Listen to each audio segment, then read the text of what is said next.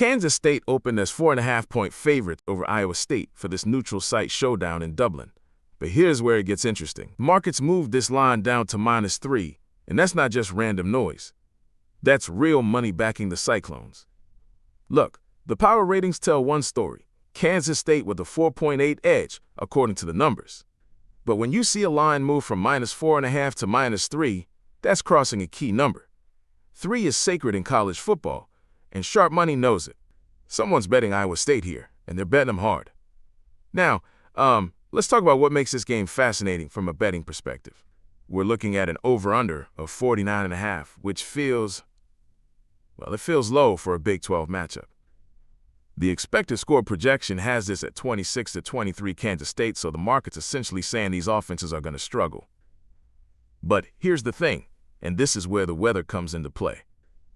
We've got patchy rain in Dublin, 76% chance of precipitation, with southeast winds at 7 miles per hour, gusting to nearly 10.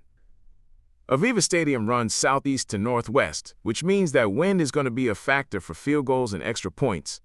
In a game projected this tight, every kick matters. The travel situation is, well, it's brutal for both teams.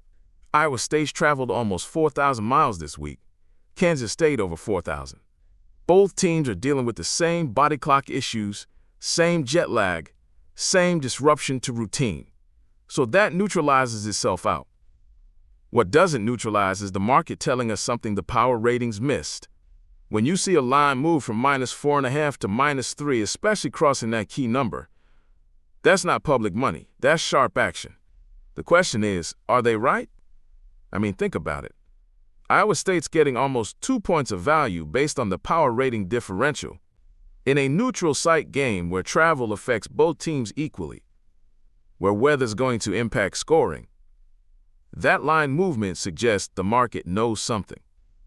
The under looks tempting at 49.5, especially with that weather forecast. Light rain, swirling winds, 2 teams that just flew halfway around the world.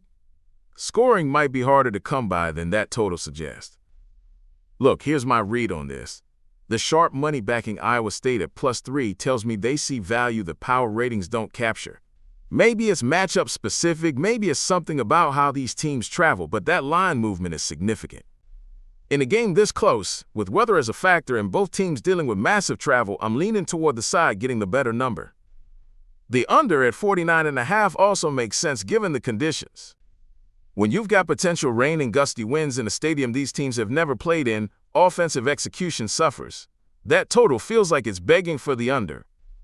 Bottom line, this Dublin matchup has all the ingredients for a low-scoring, close game where that line movement to +3 for Iowa State looks prescient by game's end.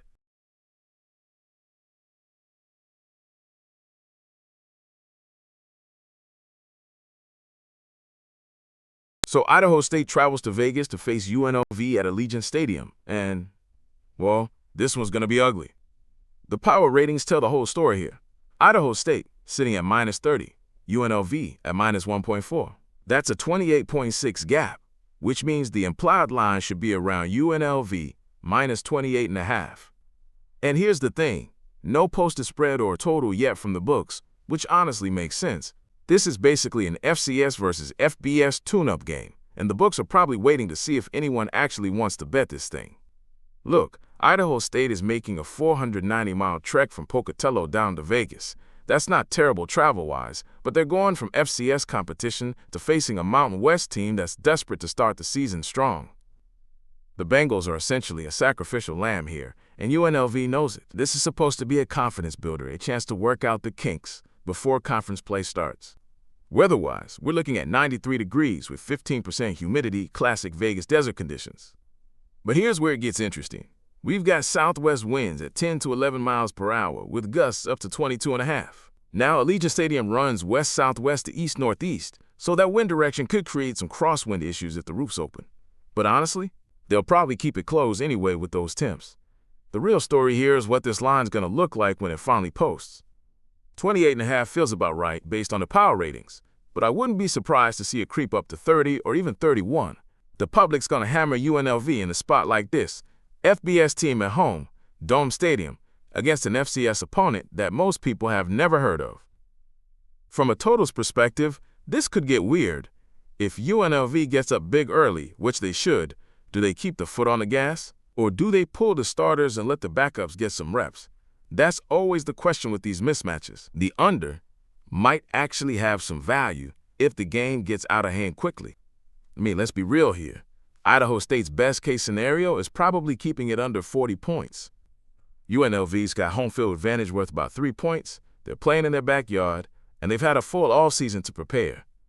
Meanwhile, Idaho State is basically hoping to not embarrass themselves on national television.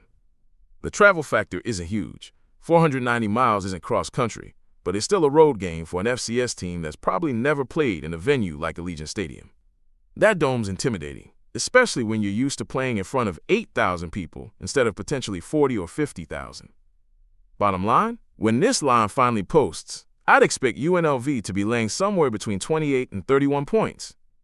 The total's probably going to sit in the mid-50s, maybe 54.5 or 55. And honestly, this feels like a stay-away game unless you're getting creative with some live betting once the game starts. Sometimes the best bet is no bet, and this Idaho State at UNLV matchup might just be one of those times.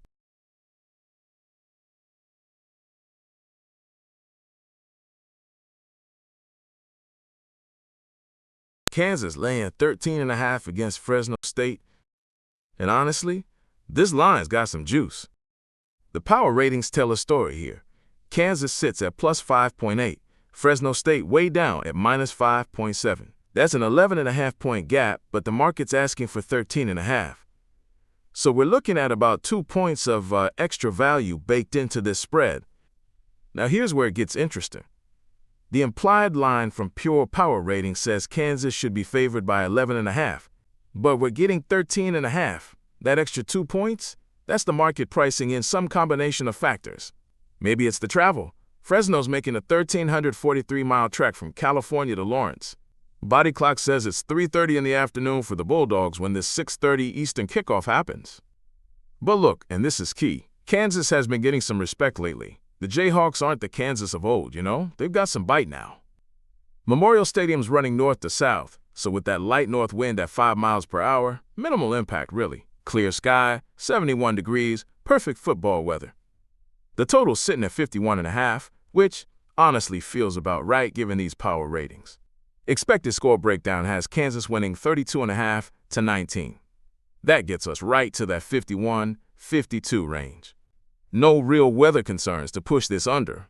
We're not dealing with wind gusts that'll kill the passing game. What I'm watching here is whether this spread holds or if we see some late movement. 13.5 puts us right between key numbers. We're not at 14. We're not at 10. That's dangerous territory for a favorite. If Kansas gets up early and this becomes a blowout situation, that back door's wide open for Fresno State. The Mountain West versus Big 12 angle.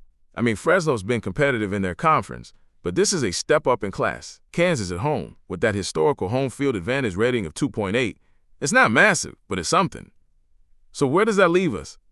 I'm looking at Kansas minus 13.5 and thinking, the power rating suggests this might be a point or two high, but sometimes the market knows something we don't. That travel factor for Fresno, playing in a hostile Big 12 environment, maybe that extra cushion is warranted.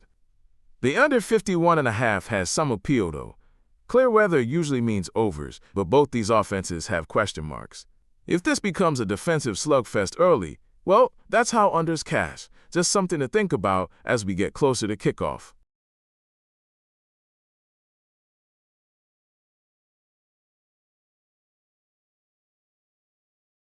So we've got Western Kentucky laying 9.5 against Sam Houston tomorrow night, and here's the thing. The power ratings are telling a completely different story. Blue Chip has Western Kentucky at minus 7.2, Sam Houston at minus 12.4. That's a 5.2 gap favoring the Hilltoppers at home, but the market's got them laying 9.5. That's over 4 points of value sitting right there on the Bearkats. Now look, I get it. Western Kentucky's at home, they're getting that Conference USA respect. But when you're seeing a 4+ point discrepancy between power and market, that's real money talking. The books open this thing probably closer to that 5 or 6 range, and the public's been hammering Western Kentucky all week. Classic trap game setup if I've ever seen one.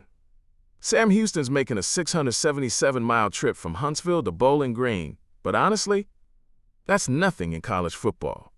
Body clock's the same, no major travel fatigue here. What's interesting is both these teams are coming off no prior games, season openers for everybody, so we don't have that week 1 rust factor favoring either side. Weather's a non-factor, partly cloudy, 74 degrees, light north wind at under 4 miles per hour. Houchin Stadium runs north to south, so that breeze isn't going to mess with any field goals or deep balls. Perfect conditions for, well, whatever kind of offense these teams want to run. But here's where it gets spicy. We don't have a total posted yet, which tells me the books are still trying to figure out what these offenses look like. Sam Houston made the jump from FCS a few years back. They've been scrappy in Conference USA, Western Kentucky. They've had their ups and downs, but at home they can be dangerous. The key number here is obviously 3. If this line moves from 9.5 down to 6 or 7, you're crossing that field goal threshold. Right now at 9.5, you need Western Kentucky to win by double digits. And I'm not saying it based on the power ratings. Look, the market's not always wrong, but when you've got a 4.3 value indicator favoring the dog and it's a Conference USA game where anything can happen, that Sam Houston plus 9.5 is looking pretty tasty. The implied line from power ratings has this as Western Kentucky minus 5.2. The market has it at 9.5. That's not a small disagreement.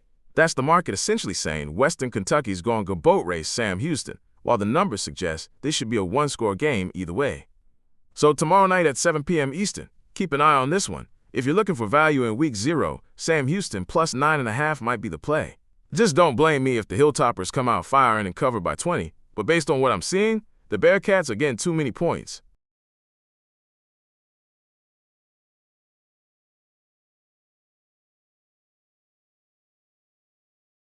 Stanford at Hawaii tomorrow night, and this line is absolutely backwards. The market has Hawaii laying 1 point at home, but here's the thing. The power ratings are screaming Stanford by nearly 6. That's a 5-point gap between what the numbers say and what Vegas is offering. So what's going on here? Well, first off, Stanford's making the mother of all road trips. 2,400 miles across multiple time zones to play at 1:30 in the afternoon local time. But for Stanford's body clocks, they're playing at 4:30 p.m. That's not terrible for a West Coast team. The weather situation in Honolulu is spicy, though. Patchy rain nearby with a 68% chance of precipitation. And here's the kicker. 13-mile-per-hour east winds with gusts up to 18. The stadium runs east to west, so we're talking crosswinds all game long. That's going to mess with field goals and probably favor the ground game. But let's talk about this market move, because this feels like classic Hawaii home cooking from the books. The Rainbow Warriors are getting love they probably don't deserve based on the numbers. Stanford's power rating sits at minus 5.2. Hawaii's at minus 10.9. That's a nearly 6-point talent gap before you even factor in home field. The total's sitting at 53.5, which honestly feels about right given the weather conditions in both teams' expected scores. Stanford projects to about 26, Hawaii around 27, so we're looking at a low-scoring affair anyway. Here's my read on this. The market's overvaluing Hawaii's home field advantage and maybe getting caught up in the travel narrative.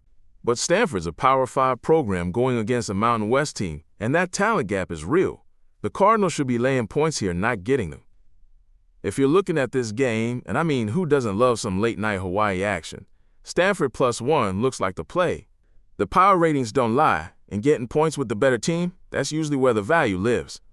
The weather's going to keep this ugly, so don't expect fireworks. But sometimes ugly games are where you find the best spots, especially when the market's this far off from what the numbers are telling us.